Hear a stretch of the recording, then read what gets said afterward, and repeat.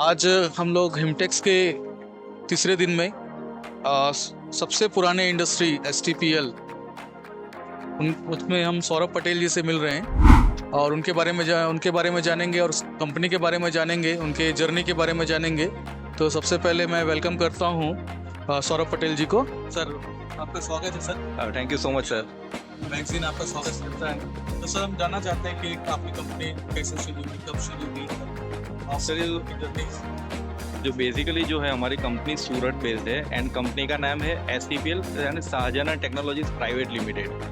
That is a parent company and उसके अंदर अपना जो है शाहजहां मेडिकल टेक्नोलॉजी लिमिटेड वो जो डील करती है अपना stent manufacturing, heart wall manufacturing and catheter wire वगैरह मैन्युफैक्चर करते हैं जो अपने हार्ट में इम्प्लांट होते हैं।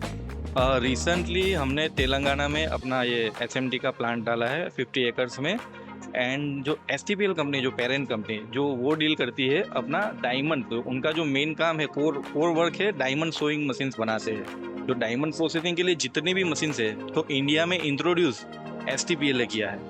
और आज की डेट में उनका मतलब बिजनेस वर्टिकल्स इतना ग्रो हो गया है, जैसे ये अपना डायमंड प्रोसेसिंग मशीनरीज, फिर इंडस्ट्रियल लेज़र के लिए जो भी है अपना फाइबर लेज़र कटिंग मशीन से, फिर लेज़र वेल्डिंग मशीन है। लेज़र वेल्डिंग में भी हम पिलो वेल्डिंग में डील करते हैं, फिर अपना जो हैंड हेल्ड वेल्डिंग मशीन उसमें डील करते हैं, फिर प्रोफेशनल ट्यूब कटिंग मशीन्स में डील करते हैं।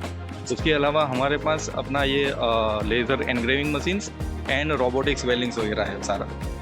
अभी हम यहाँ पे जो एग्जीबिशन में जो डिस्प्ले किया है हमने 3 किलोवाट का लेज़र कटिंग मशीन डिस्प्ले किया है एंड लेज़र वेल्डिंग मशीन्स जो हमारा स्टैंडर्ड वर्जन है और सबसे ज़्यादा बिकने वाला मॉडल है हमारा। और हमारी कंपनी को लेज़र इंडस्ट्री में 500 वोट से लेके 20 किलोवाट तक का एक्सपीरियंस है। तो एज ऑन डेट मार्केट में हमारे 250 प्लस इंस्टॉलेशन है for the laser cutting only. And अगर हम डायमंड की बात करें, डायमंड प्रोसेसिंग मशीनरी, तो वो 39 कंट्रीज एंड 225,000 से ज़्यादा मशीनरी आज की डेट में चल रहे हैं हमारा ग्लोबली। और सर, अभी जैसे मैं देख रहा हूँ कि आपके फुटप्रिंट्स अक्रॉस द कंट्री है और बहुत ही precise, diamond means very precise kind of machines आपके साथ हैं। तो सर, अभी जो आने वाले जो 5 साल हैं उसमें आप किस प्रकार से देखते हैं कि हम कैसे आगे और बढ़ेंगे सर? ये कैसा है कि इंडिया अभी एक अंडर डेवलपिंग कंट्री है, तो हम बेसिकली देखा जाए तो जितना डेवलपमेंट होगा वहाँ पे सब लोहा ही यूज़ होना है। तो जितना भी इंफ्रास्ट्रक्चर वगैरह जो भी वगैरह डेवलप होगा, जैसे अभी मेट्रो बन रहे हैं, तो फिर अपना ये काफ़ी सारे कमर्शियल्स वगैरह बन रहे हैं, तो कहीं ना कहीं लेज़र का यूज़ उसमें होता ही है। तो वो जो है आने वाले अपकमिंग, मतलब जब तक इंडिया डेवलप ना हो जाए पूरी तरीके से तब तक लेज़र का डिमांड रहने वाला है। तो आने वाले 5 साल की बात करें तो हम भी एक नए प्लेटफॉर्म पे, और लेज़र इंडस्ट्री है वो एक नए प्लेटफॉर्म पे होगी। सर, जैसे हम लोग मेक इन इंडिया की बात कर रहे हैं, अभी एंटी डंपिंग ड्यूटी ने और अपॉर्चुनिटीज़ निकाली है कि हम मशीन्स खुद बनाएं, लेकिन फिर भी जैसे लेज़र हेड है, सोर्स है, ये आज भी बनना पॉसिबल नहीं है। तो इसको आप कैसे देखते हैं? एक अपॉर्चुनिटी की तरह देखते हैं कि आप सोचते हैं कि इसमें अभी बहुत समय लगेगा? तो देखो, अभी इंडिया में टैलेंट की कमी नहीं है। अभी आप मतलब जैसे माइक्रोसॉफ्ट कंपनी है, गूगल है, वो मतलब कितनी सारी जो भी मतलब बड़ी मल्टीनेशनल कंपनियां है उसके CEO है या ज़्यादातर जो मैन पावर है वो मतलब इंडियंस ओरिजिन है। तो आने वाले टाइम में मतलब ये बेनिफिट इंडिया को भी मिलेगा। जो आज का यूथ है तो वो एक मेक इन इंडिया को सपोर्ट करता है, जो पहले हम बाकी सब पे डिपेंडेंट है। जैसे लेज़र कटिंग में मोस्ट ऑफ द वेंडर्स है या जो डिपेंडेंट है चाइना पे, तो अभी क्या है कि मेक इन इंडिया के कैंपेन के थ्रू वो धीरे धीरे वो डिपेंडेंसी कम हो रही है। आज के दिन में हमने भी जो मशीनरीज वगैरह डेवलप किया है तो हमारा भी पूरा इन हाउस मैन्युफैक्चरिंग है। एंड जो हमारा जो अहमदाबाद में जो प्लांट है, हमने अभी रिसेंटली मेक इन इंडिया के तहत पूरा प्लांट शुरू किया है। उसमें जो हमारा प्रोडक्शन कैपेसिटी है, महीने में हम 70 to 80 मशीन बना सकते हैं सर आज की डेट में। बहुत ही ज़्यादा अच्छा लगा सर। और सर, मैं ये पूछना चाहूँगा कि जो हिमटेक्स का जो प्लेटफॉर्म है, because we are also official media partner of Himtex, तो हिमटेक्स का जो रिस्पॉन्स है वो आपके लिए किस प्रकार से रहा है अभी तक का, और आगे क्या प्लान है? सर हिमटेक्स की बात करूँ तो हम ये हिमटेक्स एग्जीबिशन में फर्स्ट टाइम पार्टिसिपेट किया हैदराबाद में, और हैदराबाद है जो फिर हमारे लिए लेज़र में नया रीजन है एक पूरा।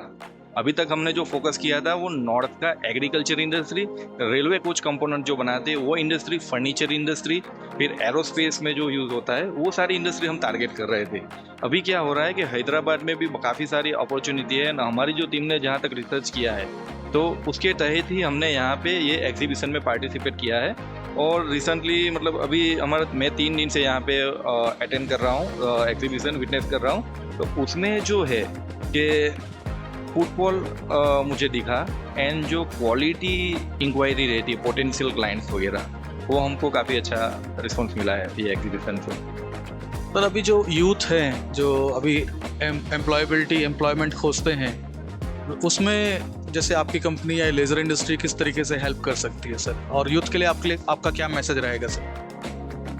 सर अभी जैसे हम यहाँ एग्जीबिशन की बात करूँ तो हर एक एग्जीबिशन में हम नोटिस करते हैं कि वहाँ यहाँ पे मतलब इंडस्ट्री से लोग आते हैं। इंडस्ट्री के अलावा जो स्कूल है, कॉलेजेस है, फिर अपने इंडिया की मतलब जो भी मतलब गवर्नमेंट ऑर्गेनाइजेशन है वो सारे आते हैं। तो यहाँ पे क्या ये जो प्लेटफॉर्म मिल रहा है वो प्लेटफॉर्म पे मैंने नोटिस किया कि जितने भी ट्रेनीज वगैरह या फिर जो इंटर्न वगैरह जो यहाँ पे आते हैं और स्टूडेंट्स वगैरह, तो हम ट्राई करते हैं कि उनको पूरा मतलब जो टेक्नोलॉजी है वो समझाया जाए।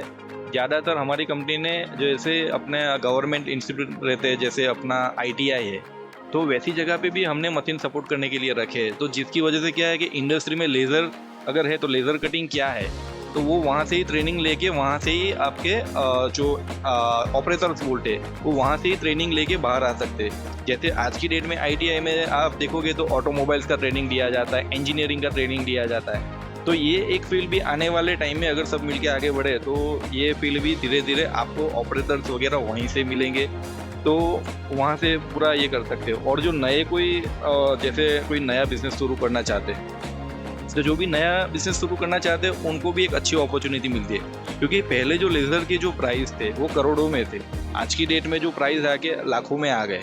तो क्या है कि इन्वेस्टमेंट पर्पज से मतलब कोई नया एज ए एंटरप्रेन्योर या कुछ भी मतलब नए बंदे शुरू करना चाहते हैं तो वो एकदम इजीली स्टार्ट कर सकते हैं, क्योंकि आज की डेट में लेज़र की अवेलेबिलिटी बहुत इजी हो गई है। एंड जो मशीन है सारे, तो मशीन इतने डिफिकल्ट नहीं है, वो यूज़र फ्रेंडली मशीन है अभी आज की डेट में। तो वो जो है ये बेनिफिट पूरा यूथ वगैरह है या न्यू स्टार्टअप वाले वो पूरा एक बेनिफिट ऐसा ले सकते हैं। अच्छा लगा सर आपसे डिस्कशन में, और बहुत सारी चीज़ें जानने मिली। कंपनी का एक वाइड पोर्टफोलियो आपने बताया, आपका एक पॉजिटिव विज़न आपने बताया मेक इन इंडिया की तरफ, और लेज़रमैन इंडिया मैगजीन एकेडमिया और साथ साथ इंडस्ट्री दोनों से जोड़ने का प्रयास करती है। हम लोग जो एकेडमिक इंस्टीट्यूट हैं, जो MTech MSc BTech प्रोग्राम्स चलाते हैं, जो लेज़र पे फोकस्ड हैं, उनको भी अपने मैगज़ीन में शामिल करते हैं, और इंडस्ट्री का पूरा इंसाइट और इंडस्ट्री की जो पर्सनालिटीज़ है उसको लोगों तक पहुंचाने का प्रयास कर रहे हैं सर हम लोग। और इसमें सर आपका भी पार्टिसिपेशन बहुत इम्पोर्टेंट है, और आज आपने डिस्कशन किया सर, वो आपका बहुत बहुत धन्यवाद। और आपकी कंपनी सबका ग्रोथ हो, ये हमारी शुभकामनाएं sir. Thank you very much sir. Thank you sir.